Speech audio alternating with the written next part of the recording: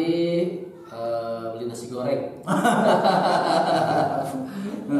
Kameramen masih lapar ya, lapar ya.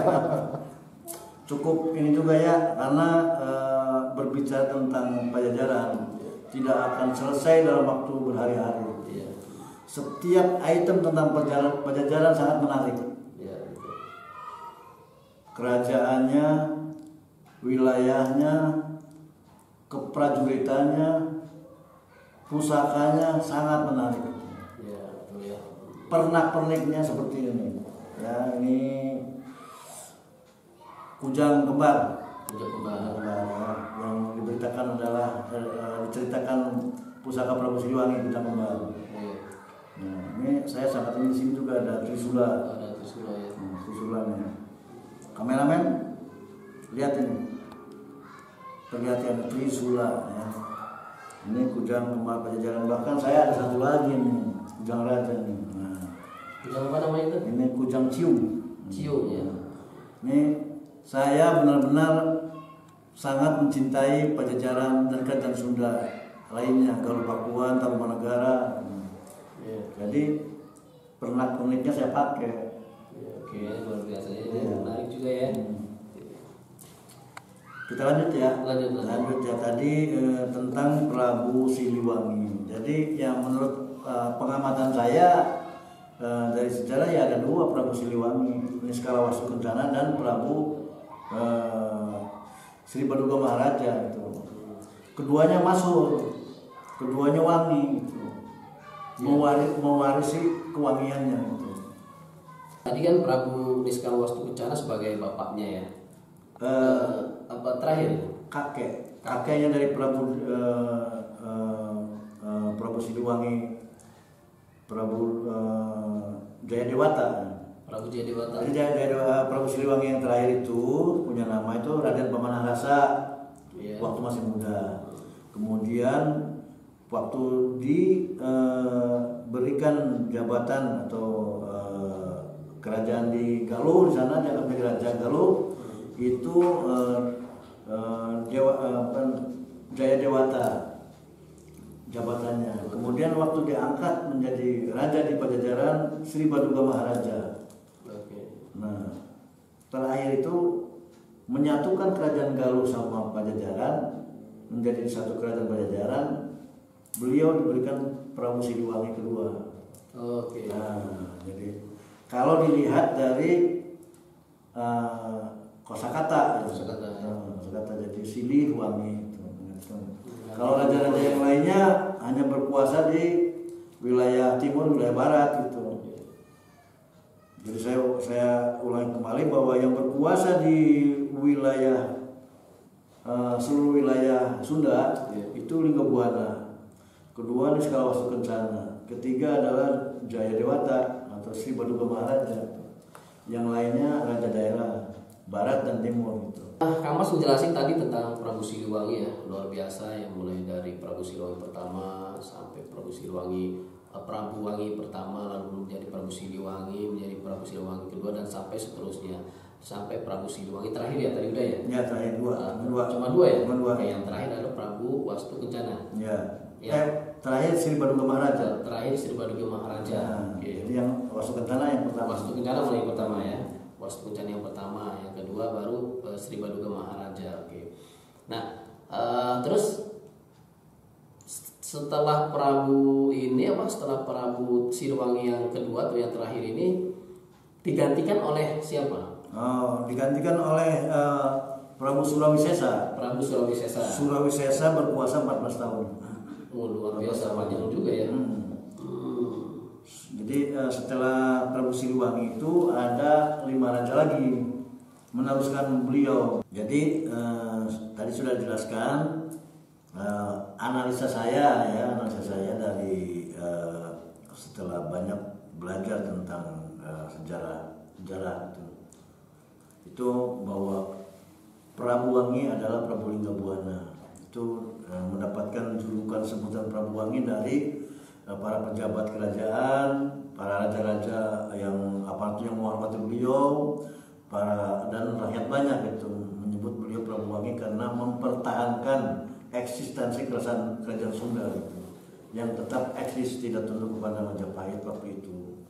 Kemudian Siliwangi yang pertama adalah Niskalawastu Kencana, karena beliau pun masih bisa merawat dan memelihara itu wilayah kerajaan Pajajaran tidak terpecah. Nah, kemudian generasi berikutnya, generasi Ningrat Kencana dan generasi Susuk Tunggal ini tidak mendapat jabatan Prabu Siliwangi karena beliau hanya raja daerah wilayah timur dan wilayah barat gitu. Nah, baru kemudian Sri Baduga Maharaja Raden Pamanarasa atau Jaya Dewata ini mempersatukan kembali kerajaan Sunda Timur Sunda Barat ini menjadi kerajaan Pajajaran, dan beliaulah raja besar Pajajaran yang sangat terkenal ini gitu. Prabu Siliwangi sebutannya. Nah, setelah era beliau itu ada 5 raja lagi yang meneruskan tahta Pajajaran. Sementara tahta wilayah timur itu dikembangkan oleh putra beliau Pangeran Cakrabuana gitu, atau Walang Sungsang. Itu menjadikan sebuah kerajaan baru yaitu Caruban. Nah, kalau di wilayah barat meneruskan. Nanti wilayah barat itu meneruskan. Jadi ada Surawisesa, kemudian Prabu Ratu Dewata, Prabu Sakti, Prabu Nilakendra, dan yang terakhir adalah Raga Mulia Surya Kencana. Itu yang terakhir. Ini yang terakhir ini karena ada persengketaan dengan Sultan Maulana Yusuf. Maulana Yusuf dari Banten gitu. Nah, Banten tidak ingin bahwa ingin Pajajaran itu Islam semuanya, karena semua Pajajaran wilayah daripada Pajajaran itu semuanya udah Islam gitu. Kemudian Banten pun tidak menginginkan Pajajaran kerjasama sama Portugis mengulangi kesalahan masa lalu gitu. Jadi akhirnya ya dikuasailah dikuasai Banten karena Maulana Yusuf pun merasa punya hak untuk wilayah Pajajaran. Nah, gitu. Semoga ini jadi pelajaran jangan jadikan yang bermasalah itu buat generasi berikutnya, tapi jadikan sebagai pelajaran bahwa alangkah baiknya kalau memutuskan sesuatu dengan bermusyawarah gitu. Oh ya, Kang Mas, kan tadi kan betul ya, diceritakan bahwa Sultan Maulana Yusuf itu ya, atau waktu itu masih belum jadi sultan, karena yang menjadi raja adalah masih bapaknya ya, yaitu Sultan Maulana Hasanuddin. Pada saat Raga Mulia sudah menjadi. Oh, pada saat Raga Mulia ini beliau sudah berkuasa. Sultan Maulana Yusuf. Oke. Dan yang memimpin pergerakan Maulana Yusuf sendiri langsung. Beliau memang sangat gigih Maulana Yusuf itu. Sangat gigih ingin agar mengislamkan seluruh Pajajaran. Karena wilayah timur sudah Islam semua. Wilayah Sunda Timur udah Islam semua. Di bawah kepemimpinan Panembahan Ratu Cirebon. Nah, tinggal wilayah barat hanya Pajajaran saja yang belum. Yang lainnya sudah Islam semua. Lalu setelah menentukan kerajaan Pajajaran, misi Sultan Maulana Yusuf untuk menyebarkan agama Islam berhasil.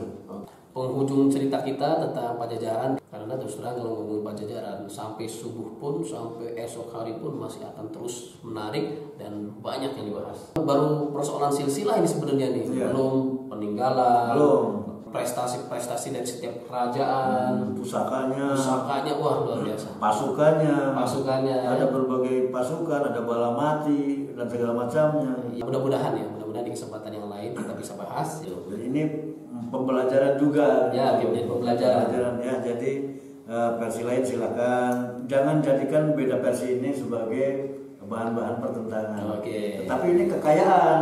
Betul. Kekayaan budaya. Kita harus. Kenapa? Kita harus menggali. Dan ujung-ujungnya sih bahwa yang kita gali ini adalah yang baiknya kita jadikan sebagai kaca, sebagai pelajaran yang terbaik. Yang buruknya kita olah. Nah, jadi yang buruknya kita olah agar terjadi pula ada kebaikan di yang buruk ini. Nah, jadi ini pesan untuk anak-anak kita nih. Silakan Pak Tumenggung. Iya, baik ya. Kami semua di sini berpesan agar di masa yang akan datang supaya menjaga persatuan dan kesatuan. Jangan ada perselisihan sesuai dengan filosofi Siliwangi, yaitu Sili Asih, Sili Asah, Sili Asuh, Siliwangi.